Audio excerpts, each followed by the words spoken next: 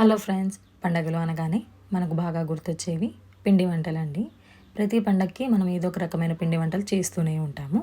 అలాగే ఈ వరలక్ష్మి వ్రతంకి మనం అమ్మవారికి చేసే పిండి వంటలలో ఇది ఒక రకమైన పిండి వంట ఏంటంటే జంతికలండి.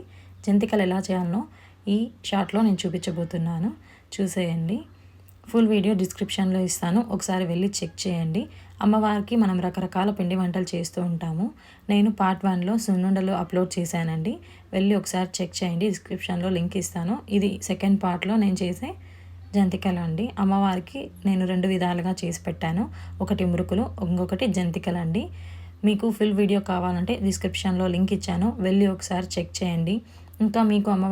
ఇంకా మీకు ఎలాంటి రెసిపీస్ కావాలన్నా, అమ్మవారికి ఎలా డెకరేట్ చేసుకోవాలన్నా, ఎలాంటి రెసిపీస్ చేయాలన్నా కావాలంటే కామెంట్ చేయండి, నేను తప్పకుండా చేస్తాను. చూసారు కదండి ఎంత టేస్టీగా వచ్చాయో. Thanks for watching.